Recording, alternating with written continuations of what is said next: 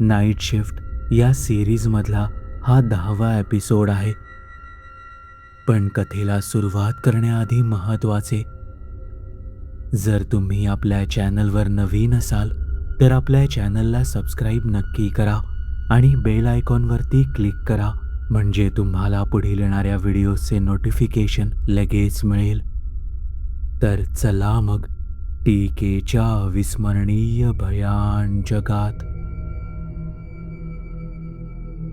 हा अनुभव आपल्या चॅनलच्या एका सबस्क्रायबरने पाठवला असून त्यांनी त्यांचे नाव गुपित ठेवण्याची विनंती केली आहे. मी IT कंपनीमध्ये काम करतो. आमचं ऑफिस ठाण्याच्या एका मोठ्या कॉर्पोरेट पार्कमध्ये आहे. 9 ते 6 अशी शिफ्ट असली तरी कामाच्या स्वरूपामुळे आम्हाला अनेक वेळा उशिरापर्यंत थांबावं लागतं. त्या दिवशीही असंच झालं होतं. महिन्याचा शेवट होता. क्लायंट डिलिव्हरी, रिपोर्ट्स आणि वरून ऑडिट सगळं एकदम एकत्र आलं होतं. टीममधले सगळे लोक एक एक करून निघून गेले आणि रात्री 10:30 वाजता माझ्या फ्लोअरवर मी एकटाच उरलो होतो. आमचा फ्लोअर खूप मोठा आहे. जवळपास 80 ते 90 वर्कस्टेशन्स, मध्ये ग्लास केबिन्स, एक मोठी कॉन्फरन्स रूम आणि एका बाजूला पॅन्ट्री. फ्लोअर दिवसभर गजबजलेला असतो, पण रात्री सगळं अगदी निर्जीव वाटतं. त्या शांततेला एक वेगळंच वजन असतं. ACचा सतत येणारा आवाज आणि दूर कुठेतरी लिफ्ट चालण्याचं हलकं कंपन एवढंच ऐकू येतं. त्या दिवशी मी माझ्या सिस्टीमसमोर बसून रिपोर्ट अपडेट करत होतो. स्क्रीनवर नंबर बदलत होते, पण डोकं पूर्णपणे थकलं होतं. मी खुर्चीत थोडा मागे रेलून डोळे चोळले.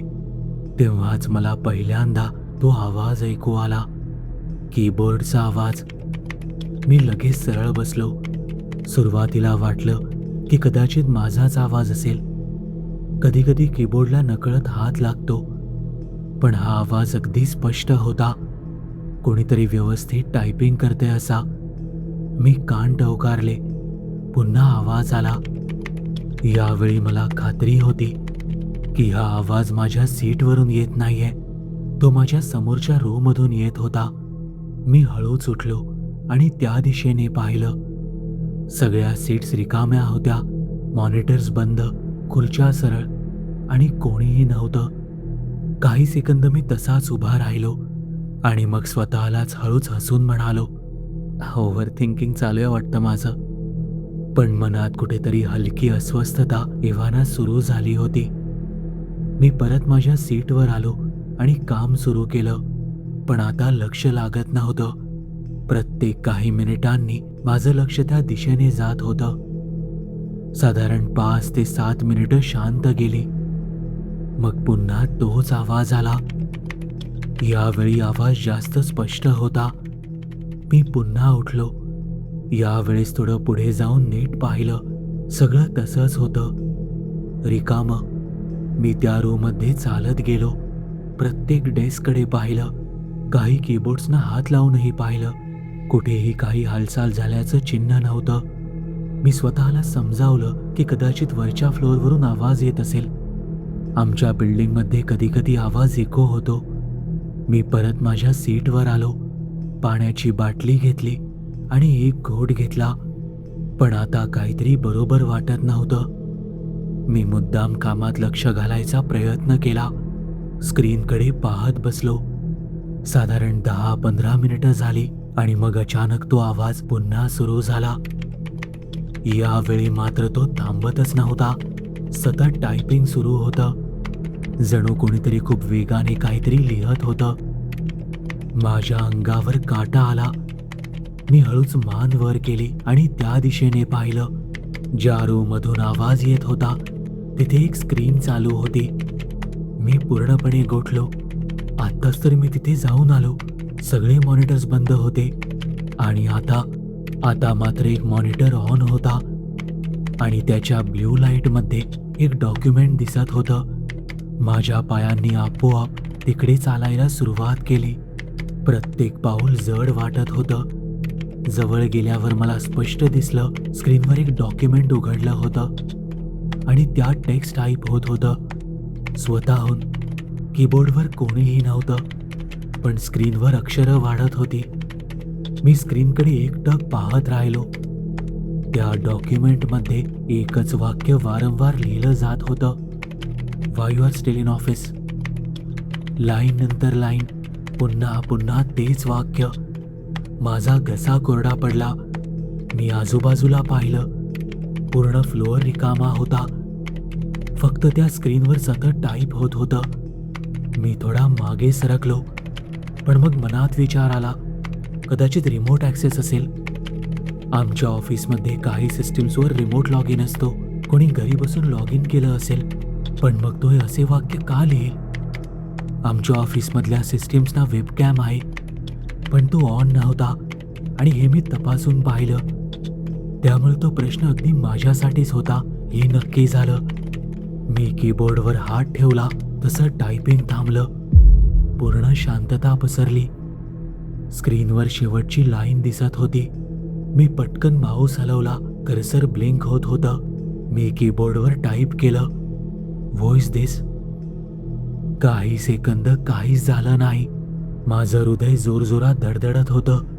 मग कर्सर हलला आणि पुन्हा अक्षरं दिसायला लागली.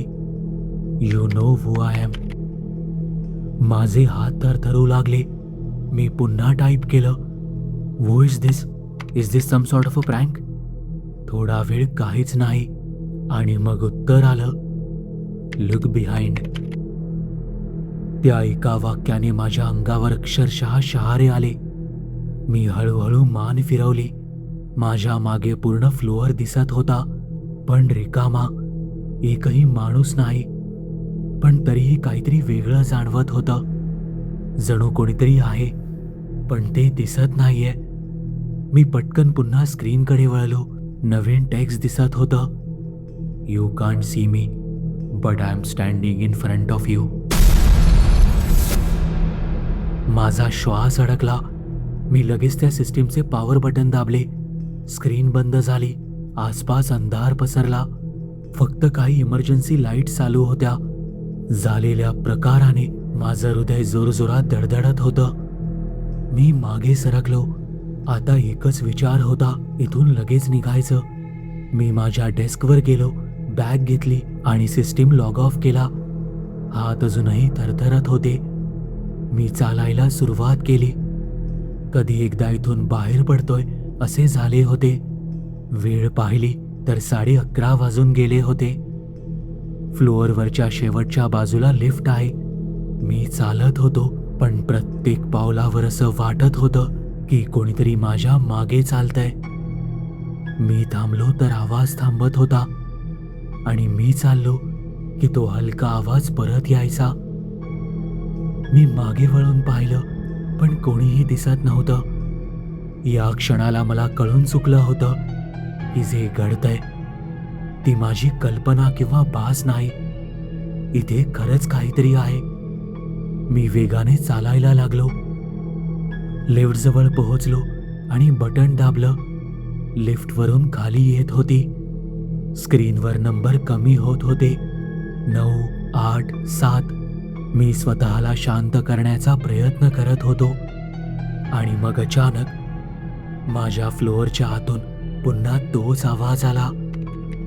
मी हळूहळू मागे वळलो. ज्या रूममध्ये तो सिस्टीम बंद केला होता ती स्क्रीन पुन्हा ऑन झाली होती. माझ्या अंगातून अक्षरशः ताकद निघून गेली. भीतीने हातपाय गळाले. मी पुन्हा त्या दिशेने पाहिलंच नाही. लिफ्ट आली, दरवाजा उघडला, तसा मी आत शिरलो आणि थेट घरी निघून आलो. दुसऱ्या दिवशी ऑफिसला येताना माझ्या डोक्यात काल रात्रीचं सगळं सतत फिरत होतं.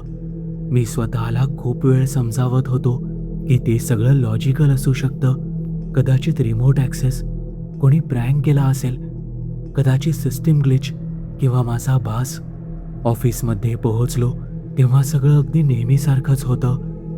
सगळे लोक गप्पा मारत होती. कोणीतरी चहा घेत होतं, कोणी कॉलवर होतं. काल रात्री जिथे मी उभा होतो, जिथे ती स्क्रीन चालू झाली होती, तिथे आता एकदम नॉर्मल वातावरण होतं. मी मुद्दाम त्या रूममध्ये जाऊन बसलो. त्या सिस्टीमकडे पाहिलं. स्क्रीन बंद होती. सगळं व्यवस्थित. मी लॉग इन हिस्ट्री चेक करण्याचा प्रयत्न केला, पण काहीच अनयुज्युअल दिसलं नाही. IT टीमच्या मते रिमोट लॉग इनचा काहीही ट्रेस नव्हता आणि ते ऐकून माझ्या पोटात एक विचित्र गोळा आला. पण मी काही इतक्यावर थांबणाऱ्यातला नव्हतो. मी लगेचच ठरवलं CCTV पाहायचं. आमच्या ऑफिसच्या ग्राउंड फ्लोअरवर सिक्युरिटी रूम आहे. तिथे सगळ्या कॅमेऱ्यांचे फुटेज असतात. मी तिथे खाली गेलो. आत 2 सिक्युरिटी गार्ड्स बसले होते. त्यापैकी एक मला ओळखत होता. काय सर, काल थोडा उशीर झाला वाटतं. त्याने सहज विचारलं.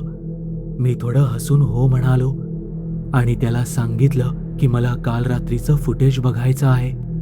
खरं तर असे लगेच कोणालाही ॲक्सेस मिळत नाही, पण त्या ओळखीच्या गार्डला मस्का लावून कसे तरी मी समजावले.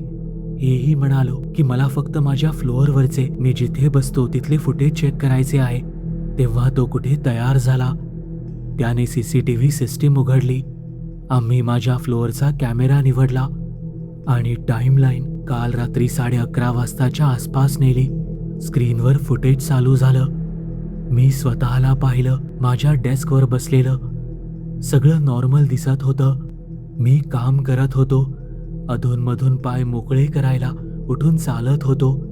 मग त्या क्षणाकडे आम्ही गेलो ज्यावेळी मला पहिल्यांदा कीबोर्डचा आवाज ऐकू आला होता. मी स्क्रीनकडे लक्ष देऊन पाहत होतो. फुटेजमध्ये मी अचानक मान वर करतो, आजूबाजूला पाहतो आणि मग उठतो. पण त्या फुटेजमध्ये एक गोष्ट वेगळी होती. मी ज्या रोकडे चालत होतो त्या रोमध्ये एक खुर्ची हळूवार हालत होती, कोणीतरी बसल्यासारखी. पण तिथे कोणीच दिसत नव्हतं. माझ्या अंगावर काटा आला. मी गार्डकडे पाहिलं. तोही स्क्रीनकडे लक्ष देऊन पाहत होता. हे तुम्ही केलं का? त्याने विचारलं. मी काही बोललो नाही. फुटेज पुढे चालू होतं. मी त्या डेस्कजवळ उभा होतो, पण CCTV मध्ये मला स्पष्ट दिसत होतं. त्या स्क्रीनवर डॉक्युमेंटमध्ये आपोआप टाईप होत होतं. जणू कोणीतरी टाईप करतंय. माझा श्वास अडकला. मी स्क्रीनजवळ आणखी पुढे झुकलो. फुटेज पुढे गेलं. त्या क्षणी मी त्या सिस्टीमवर व्हॉइस दिस टाईप केलं होतं. CCTV मध्ये स्पष्ट दिसत होतं की मी कीबोर्डवर टाईप करतोय. हे सगळं पाहत असताना गार्डचा चेहराही बदलला. सर हा प्रँक आहे का? तो थोडा घाबरून म्हणाला. मी हळूच नकारार्थी मान हलवली आणि नाही म्हणालो. आता आम्ही दोघंही शांत होतो. फुटेज चालू होतं. ज्या क्षणी मी मागे वळून पाहिलं होतं, CCTV मध्ये एक वेगळीच गोष्ट दिसली. माझ्या मागे थोड्याशा अंतरावर जणू लाईट डिस्टॉर्शन आहे असं वाटत होतं. ती फ्रेम पॉज करून स्क्रीनशॉट काढला आणि झूम केलं तर तिथे खरंच कोणीतरी उभं असल्याचं भासत होतं. माझ्या शरीरात एकदम थंडी पसरली. मी काही सेकंद काहीच बोललो नाही. मागे सरकलो. हे आधी कधी दिसलंय का? मी त्या गार्डला विचारलं. गार्डही काही सेकंद शांत राहिला आणि मग तो हळू आवाजातच म्हणाला, सर, रात्रीच्या शिफ्टमध्ये काही लोकांनी कंप्लेंट केली होती, पण आम्हाला मॅनेजमेंटने सांगितलं की अशा गोष्टीकडे लक्ष द्यायचं नाही. माझं हृदय भीतीने जोरजोरात धडधडायला लागलं. नक्की कशाची कंप्लेंट केली होती? तो थोडा थांबला आणि मग म्हणाला, टायपिंग साऊंड. रात्री एम्प्टी फ्लोअरवर टायपिंगचा आवाज येतो अशा कंप्लेंट्स आल्या होत्या. मी पुन्हा स्क्रीनकडे पाहिलं. फुटेज अजून बाकी होतं. आता आम्ही त्या भागाकडे गेलो ज्यावेळी मी लिफ्टकडे चालत होतो. स्क्रीनवर मी दिसत होतो वेगाने चालत असताना, पण यावेळी माझ्या मागे लाईट डिस्टॉर्शन जाणवत होतं, एक्झॅक्ट माझ्या चालण्याच्या पॅटर्नमध्ये. सर, तुम्ही एकटे नव्हता बहुतेक. त्याच्या या वाक्याने माझ्या अंगावर काटा आला. गार्डने हळू आवाजात विचारलं, सर, तुम्ही आज रात्री परत थांबणार आहात का? मी लगेच उत्तर दिलं, नाही, अजिबात नाही. CCTV फुटेज पाहिल्यानंतर मी पूर्णपणे शांत झालो होतो. आत मात्र सगळं हलत होतं.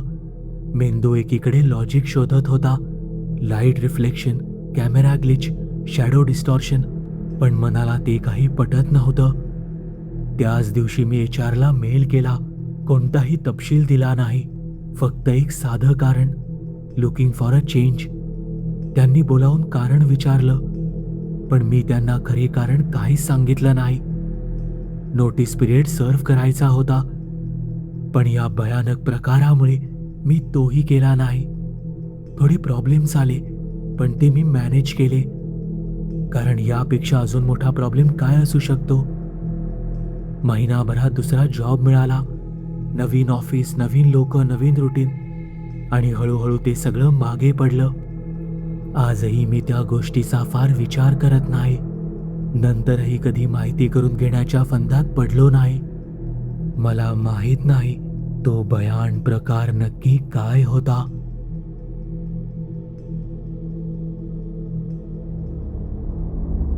तुम्हाला ही कथा आवडली असेल तर या व्हिडिओला लाईक आणि शेअर करायला विसरू नका. जर तुम्ही आपल्या चॅनलवरती नवीन असाल तर आपल्या चॅनलला सबस्क्राईब नक्की करा आणि बेल आयकॉनवरती क्लिक करा, म्हणजे तुम्हाला पुढील येणाऱ्या व्हिडिओचे नोटिफिकेशन लगेच मिळेल.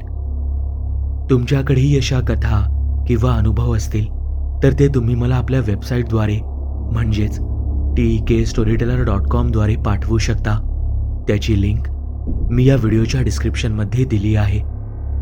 आपल्या चॅनलबद्दलचे अपडेट्स मिळवण्यासाठी आपल्या फेसबुक, इंस्टाग्राम, ट्विटर आणि टेलिग्राम या चॅनल्सला फॉलो करायला विसरू नका. आपल्या चॅनलवर पोस्ट झालेल्या सगळ्या कथा तुम्ही आता आपल्या वेबसाईटद्वारेही वाचू शकता.